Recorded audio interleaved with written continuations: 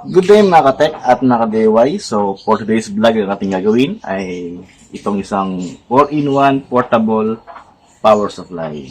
Ayan. So,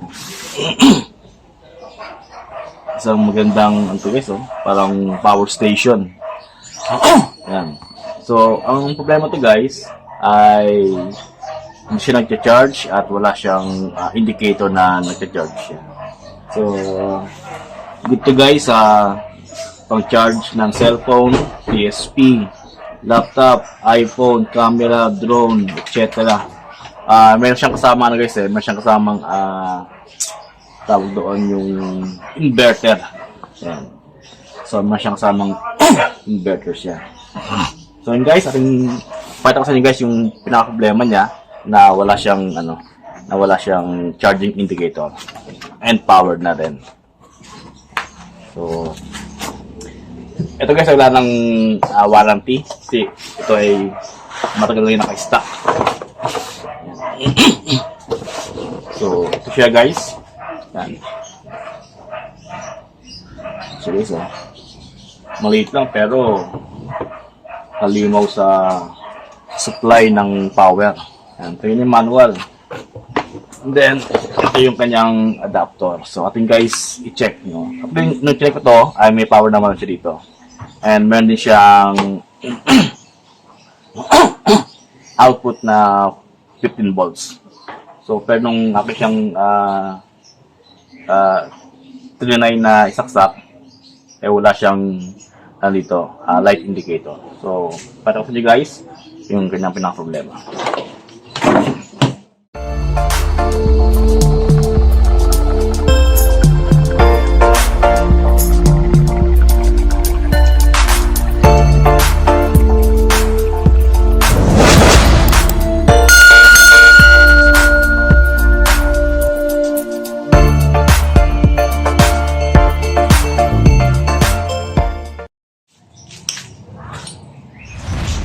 So yun guys, nakasaksak na siya.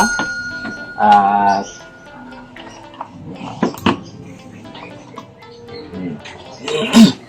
merong indicator itong ating ilaw. Ayan. So green indicator siya. Ating isalpak ito. Pero bago yan, ating munang i-test kung meron siyang voltage para makatingin na rin. Nasa DC volts siya. Ayan. So, meron tayong 14.9.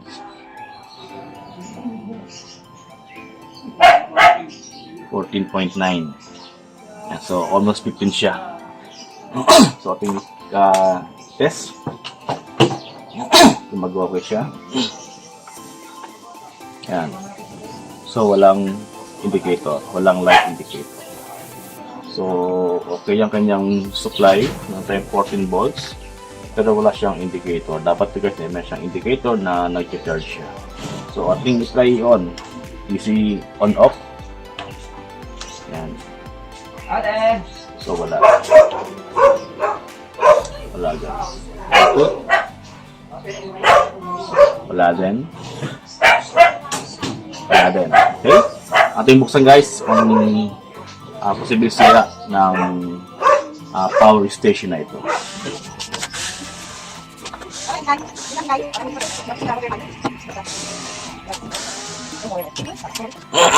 Ito guys, yung laman. Ayan. Ayan siya guys. Ayan. Nandito sa ilalim yung kanyang pinaka battery pack. Kaya tingnan guys, ating i-check yung kanyang pinaka-circuit. Kasi yung sobrang drain lang yung ating battery, kaya siguro nawala siya ng power.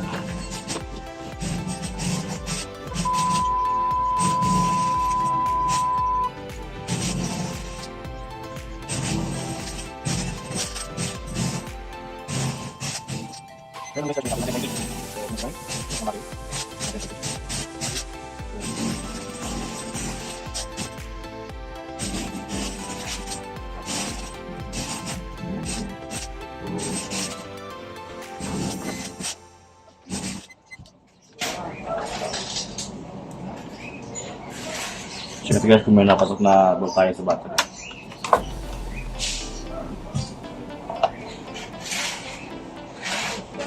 Sa input niya.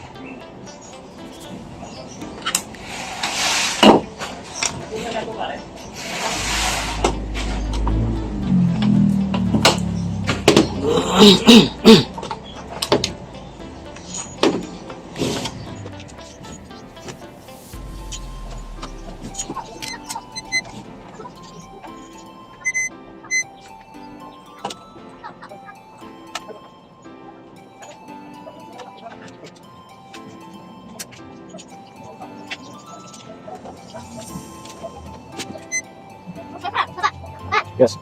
Yes.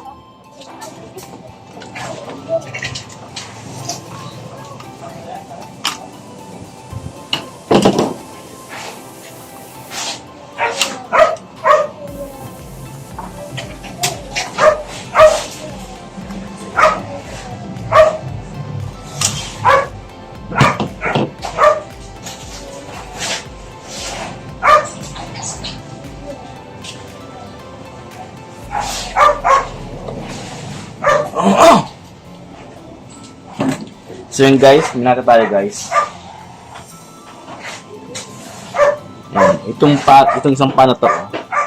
Kasi nung nakita ko dito, parang meron siyang ano dito, may sign na parang ano dito guys, yung walang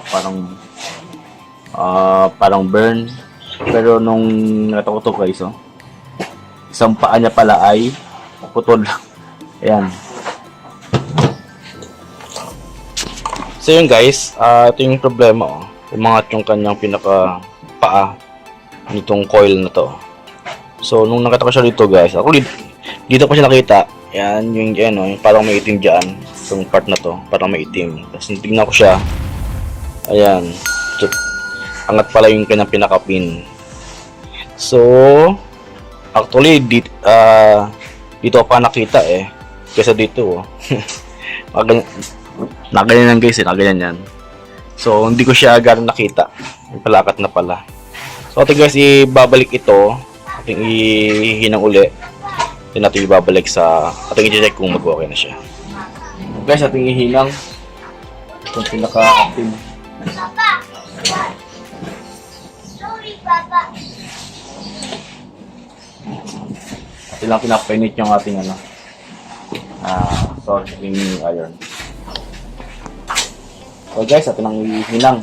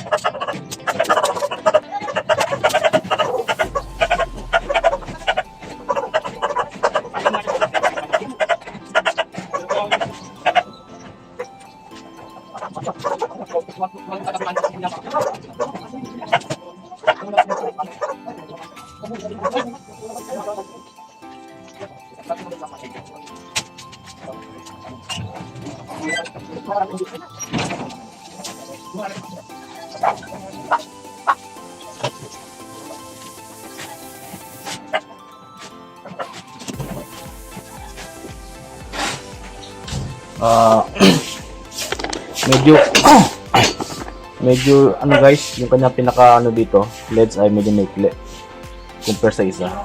Kaya siguro hindi to kumapit na maayos nung ito ay nahinang sa factory. So ngayon atin ang hinang siya uli. Mukhang kumapit na naman na. So aking ibabalik guys at tinitest kung mag-okay na siya.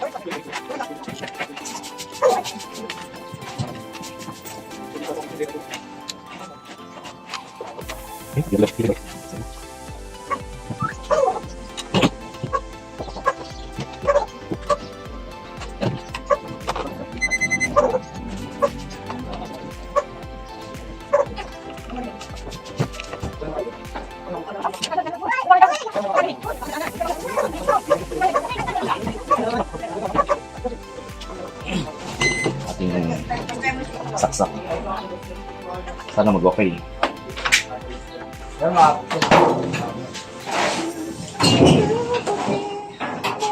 Yun o. Nag-charge. So yun guys, yun ang problema, no? So, nawala sa inyo yung pinaka-ano niya, yung isang pinaka-coil niya. Kaya hindi siya nagtuloy sa kanya power on. At hindi siya nag-charge. Ngayon, yung ating siyang guys, kinabit at ating hininang ay nag-okay na siya. Ayan. So, meron siyang display dito. Kaya na, wala siyang display. Ayan, meron siyang display. Ayan. So, ating test. Kung magandang butut.